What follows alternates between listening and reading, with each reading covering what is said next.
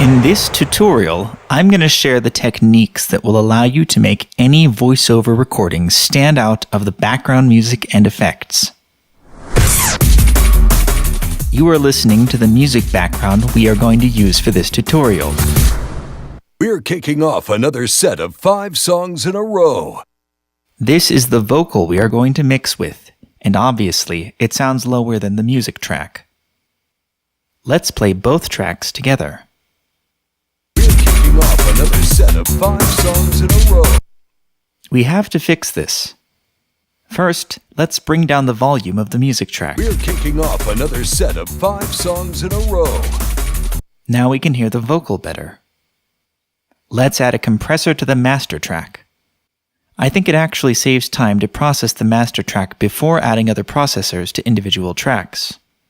I'm adding a full band compressor, then a 3-band compressor.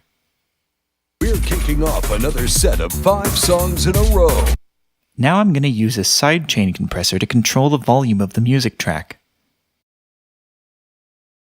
I'm using a regular full-band compressor with sidechain option.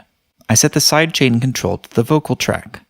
I'm going to rename Audio 2 right away for a better understanding. Let's play it again while I'm tweaking the threshold of the sidechain compressor. We're kicking off another set of 5 songs in a row. We want to adjust the threshold so the music level automatically lowers as the vocal kicks in.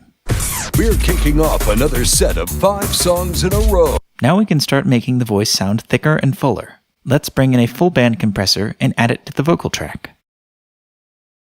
We're kicking off another set of 5 songs in a row. I'm adjusting the threshold again. 5 songs in a row. And I'm bringing in another compressor to maximize the volume of the track.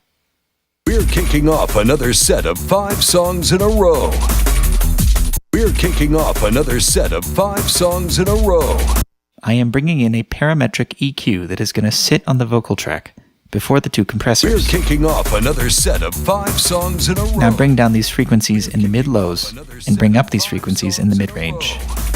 We're kicking off another set of 5 songs in a row.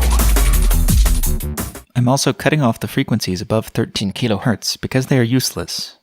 Now let's add a 3-band compressor to the vocal track. We're kicking off another set of 5 songs in a row. We can use the default setting of the 3-band compressor as we want the effect to remain subtle. It seems to be a lot of compressors, but they are all important and play their parts in the dynamic processing. We are better off using 3 light compressions instead of one single hard one. Back to the EQ settings. We're kicking off another set of 5 songs in a row. I'm only pushing up the mid-range frequencies. I want a better control on some frequencies. I'm going to bring in a de-esser, and it's going to be the first plugin on the vocal track. The goal here is not to get rid of high-range frequencies, but of those around 3,400 Hz that may be too prominent. I'm tweaking the threshold again. We're kicking off another set of 5 songs in a row. We're kicking off another set of 5 songs in a row. And lastly, let's add a hint of distortion to thicken the voice and adjust the drive and the overall dry-wet balance. We're kicking off another set of 5 songs in a row.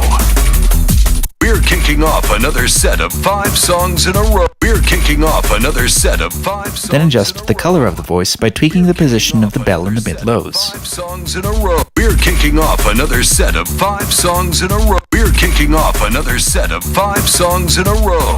This is what my liner sounds like after all the tweaks. We're kicking off another set of 5 songs in a row. In the next video, I'm going to explain how to spice up this production with some simple editing effects.